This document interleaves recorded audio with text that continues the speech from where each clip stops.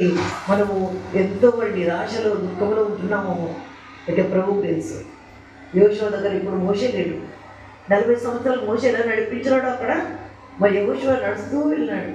ఇప్పుడు సడన్గా బాధ్యత అంతా ఈమెకి వచ్చింది. ప్రభా నేను ఒక పరిచారకులాగా గుడారంలో ఉన్నానే, ఇంత గొప్ప బాధ్యత నాకు ఇస్తాను, నేను ఎలా నడిపించాలి ప్రభా అని యోషువ తలంపులో ఎన్నో ఆలోచనలు వస్తూ ఉన్నాయి. ఆయన మెదడులో ప్రభుత్వం నిబ్బరం కలిగి ధైర్యంగా ఉండవు. నేను నీకు ఆజ్ఞాపించేదంతా నువ్వు గైకొను, నీ ధర్మశాస్త్ర గ్రంథమును నా ధర్మశాస్త్ర గ్రంథం నువ్వు గైకొను. నేను మోషకు తోడైనట్లు నీకును నీ నాయకుడు లేడు కదా, నేను నడిపించే ఒక ఎగ్జాంపుల్ లేదు, నేను నీ బెస్ట్ ఎగ్జాంపుల్.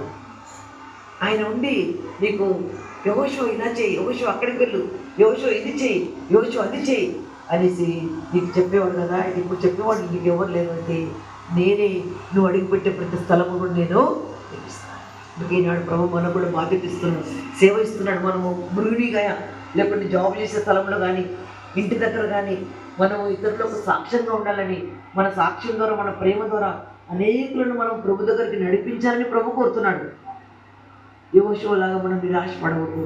ప్రభు మనల్ని ఆదరిస్తున్నాడు. ధైర్యం కలిగి నిబ్బరం కలిగి ఉండు. నేను నిన్ను ఎన్నడూ విలువను ఎడబాయి, నీవు అడుగు పెట్టే ప్రతి స్థలం నేను నీకు ఇస్తాను. ఈ సంవత్సరం ప్రభు మనకు కొత్త వాగ్దానం ఇస్తున్నాడు. నువ్వు వెళ్ళు, నా కొరకు జనములను అడుగు, భూమిని దిగంతుల వరకు నేను నీకు సొత్తుగా నేను ఇస్తాను. మనం అడుగుతామా? మనం ఏం చేస్తాము? బంగారం అడుగుతాము. ఇప్పుడు ఒక టైపు బ్యాంగిల్స్, ఉంగరాలు బ్యాంగిల్స్ వేసుకుంటే డబ్బు కుదిరితే ఇంకా అంతకంటే మంచి లేటెస్ట్ కొనాలని అనుకుంటాం కదా.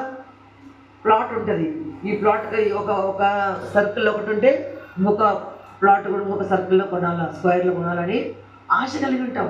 ఎప్పుడన్నా ఈ ఆశ ఉంటుందో మనకు? ఆత్మను నాకు దయచేయి ప్రభా, నీ దగ్గరకు వచ్చేటప్పుడు నేను ఒట్టి చేతులతో రాకూడదు ప్రభా, ఆత్మను సంపాదించుకుని నేను నీ దగ్గరకు రావాలా ప్రభా.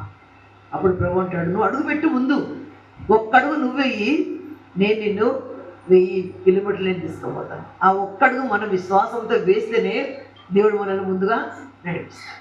కనుక యోషువ ద్వారా ప్రభు మనకి ఏమిస్తున్నాడంటే నిబ్బరం కలిగి ఉండు. నేను పిలిచేవారు, ప్రేమ గల పిలుపుతో పిలిచేవారు లేరేమో, ఇప్పుడు నీకు ఆలోచన చెప్పేవాళ్ళు లేరేమో, నిన్ను నడిపించేవారు లేరేమో. అయితే ఒకడున్నాడు, ఎవరంటే మన ప్రభు ఉన్నాడు. ఆయన యుగంలో సజీవుడు. మనల్ని ప్రేమించేవారు ఈ లోకంలో లేరేమో, లేకుంటే వేరే ఊళ్ళో ఉన్నారేమో, మనల్ని పరికరించేవారు ఉన్నారేమో వేరే చోట.